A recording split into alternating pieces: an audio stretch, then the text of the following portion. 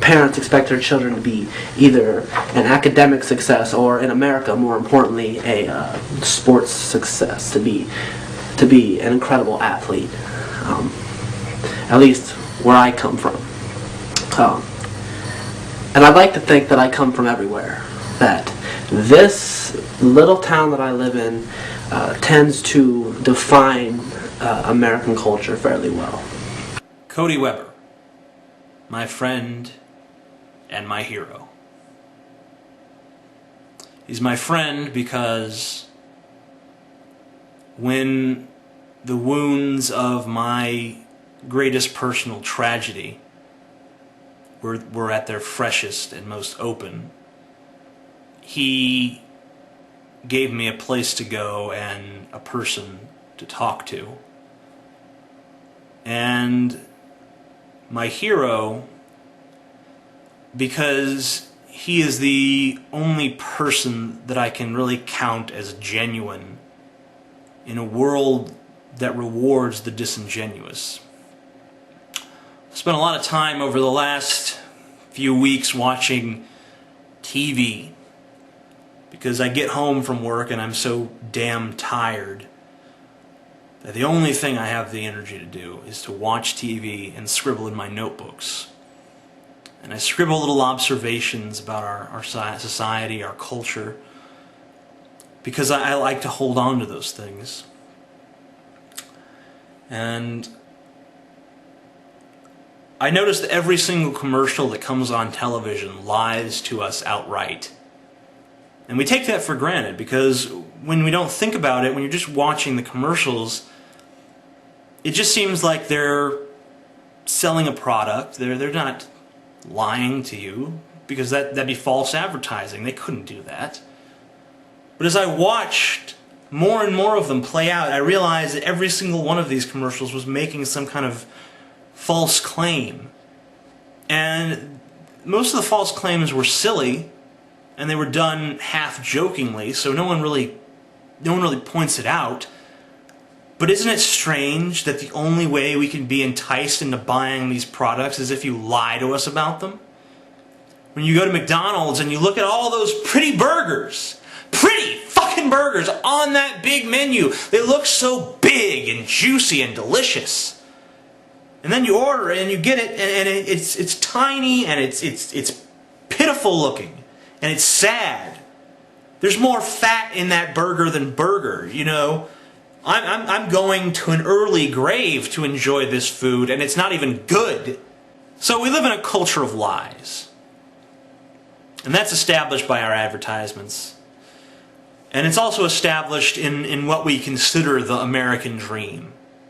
Because what is the American dream? It's to have a big house and a nice car and a beautiful, intelligent, sexy, child-rearing, pie-baking wife. Or if you're a woman, to have a responsible, non-violent, castrated, dumbass, money-making husband. That's what you're taught to want. When you have let this country strip mine your soul, how do you expect to find a soulmate? It's ridiculous. It's laughable. Your notion that there's someone out there for you. There's no one out there for you because you're nobody. You're a ghost. You're another number. They give you a number when you're born. Social security number, driver's license number. You're a number to them. That's all. And they've shown time and time again that they're willing to take away those rights. If you're a Japanese American, during a Japanese war, you'll be put in an internment camp. If you're a Muslim American, when Muslims attack the World Trade Centers, then your mosques are going to be attacked. If you are a veteran of war that wants the pensions that you were promised, you'll be gunned down like those war heroes were in the 1920s when they tried to march on Washington. If you are a black guy, they're willing to test their diseases on you. It's all a lie. It's all a big fucking mirage. And really, whether you're talking about our advertising or our idea of success, it all boils down to the acquisition of material goods. Get as much as you can before you cash out. My dad used to always say, you can't take it with you. You can't take it with you. You'll work your whole life to acquire a bunch of stuff, and then you will die, and you will not be able to enjoy the things that you've acquired.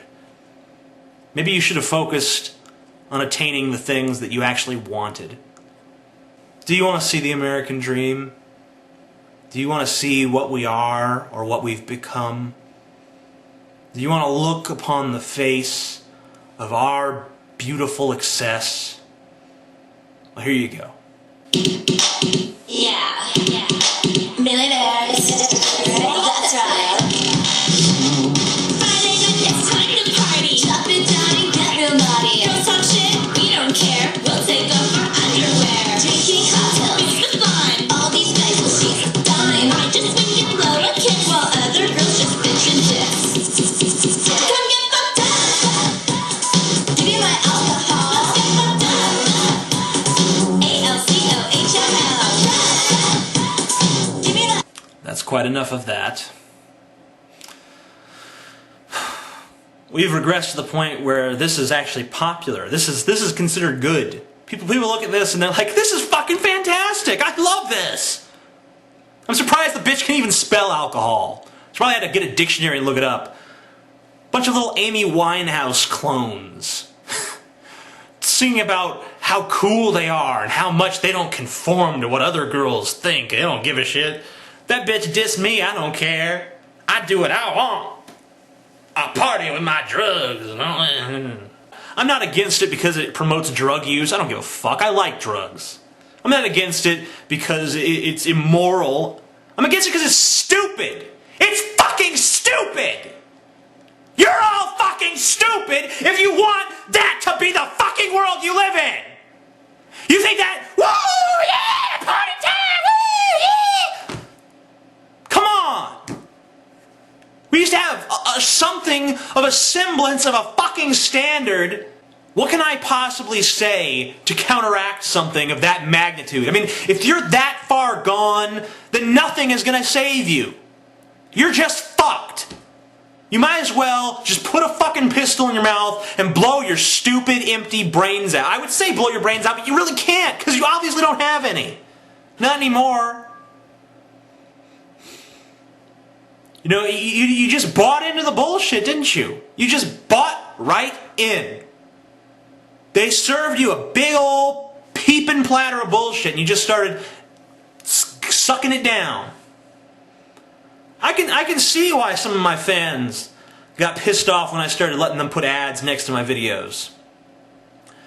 But you know, it's funny, because you sit there and you tolerate it all day long when Coca-Cola and Pepsi-Cola have their little feud on national television, trying to convince you that one is really so much better than the other. And you sit there and you permit this with your complacency.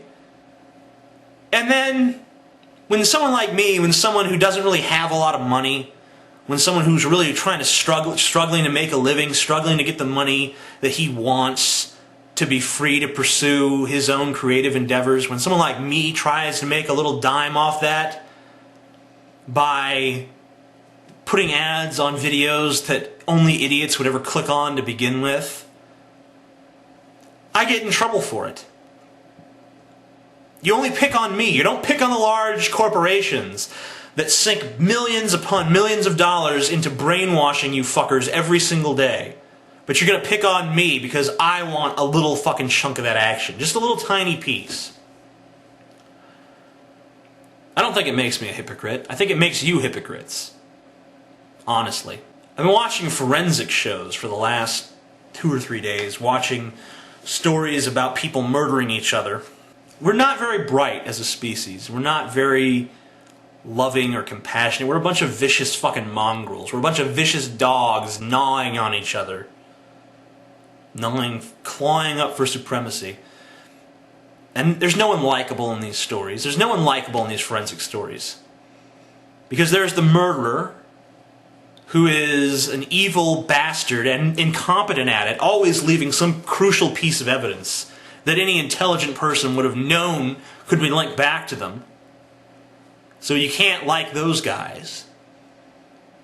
And you can't like the victims because they were always some idiot who was asking for it with the way they were conducting themselves. Almost invariably. I mean, sometimes they were just in the wrong place at the wrong time. For the most part, these idiots brought it upon themselves. And you can't like the cops because they think they're actually making a difference. They think that by putting a few guys who murdered their wives in jail, they're making the world a safer and cleaner and better place for us all. What they're really doing is just wasting our fucking money. I don't give a shit if some guy who murdered his wife is out on the streets. It doesn't affect me at all. It never will. You know, you fall in love with a sociopathic, mindfuck idiot. That's what's going to happen. I'm not saying that we shouldn't punish these guys, but let's not have this pretense of, ooh, the world is so much cleaner and better and safer now. Now that old wife-murdering Bob is in the slammer. It doesn't make a fucking difference. The world is no different today than it was yesterday because you put that asshole behind bars. Not even slightly. I remember a friend of mine once asked me, if we let all the criminals go tomorrow, do you think this country would really be all that much different? And my gut reaction was, yeah, of course it would. The more I thought about it, the more I realized, you know what? Not really. We wouldn't really notice the difference. We might notice it in the media. The media might report some big difference, and we might see a few statistical increases in crime. But in our day-to-day lives, are you and I really going to notice? Probably not. It probably wouldn't affect us in the slightest. I don't even know what I'm talking about anymore. I just look around this culture, I guess, and everything I see I hate. Everything I see fuels my growing distaste for this species.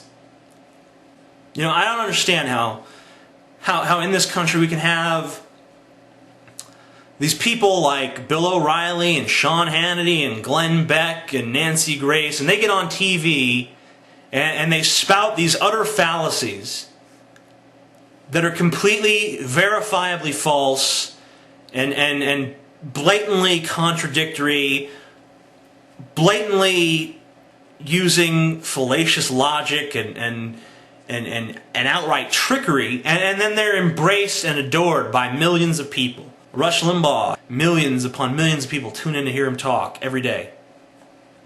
Every day that he's on the air anyway. And he's a total hypocrite. He said that anyone who uses drugs should go to jail. And then when he was caught using drugs, he tried to get out of it. And he did. Because they were prescription drugs. He didn't have a prescription for them, but they were prescription drugs. And he wasn't a criminal, he was sick. Yeah. I agree. I think this whole culture is a little sick. We idolize idiots. We worship morons. We allow flagrant bullshit. And then it's people like me who are the villain. People who just say, hey, maybe this is all bullshit, guys. Maybe this isn't the way we should be living our lives. And I'm a monster. I'm a terrible guy. I'm some kind of fucking asshole for daring to suggest that maybe your culture is sick and dying and stupid and moronic and inane and insipid and every other fucking synonym for moronic that I can fucking conjure up. Like when The Dark Knight was a success, I thought, you know, maybe this shows that people really were sick of all that Hollywood bullshit, all that glitter and glitz and all that, and they wanted something a little bit more real. But no, they liked it for the same reason that they like any Hollywood blockbuster. Because it had explosions and guys dressed in costumes. They missed, you know, most people didn't even understand the complicated plot elements of that movie. I mean, I heard people saying shit like, why did Batman save Harvey Dent and not Rachel? Sorry for the spoiler. They don't understand that the Joker lied to him because it wasn't explicitly explained to them. There was no scene where he said, the Joker lied, so they just couldn't figure it out. They couldn't figure it out because it wasn't spoon-fed to them. It wasn't enough that he shouted, that when Gordon asked him where he was going, he shouted Rachel and then drove to the warehouse. Because it was never explicitly explained afterwards what happened. They just didn't get it. And that's how clueless people are in this country. They weren't enjoying the movie for the same reasons I was. I was foolish to even think they might have been. If we had been founded on bullshit, if we had been a country where, you know, we just always been idiots as far back as you could see, then maybe I could just look past it and say, you know what, well, that's just the way things are. But there was a time not too long ago that we were some intelligent, enterprising, ingenuitive motherfuckers.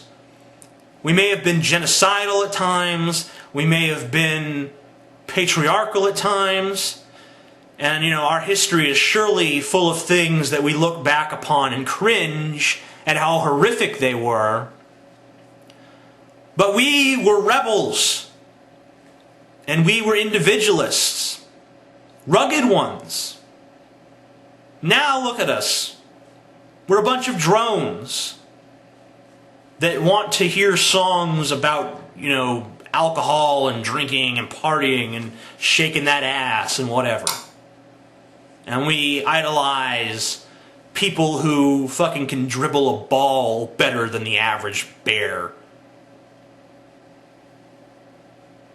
Fuck you, America. Fuck you. And I don't think that I'm ever going to have a place. And even though that's kind of scary, I think it's exciting and I think it's beautiful. So that's all I gotta say. And it's all that needs to be said.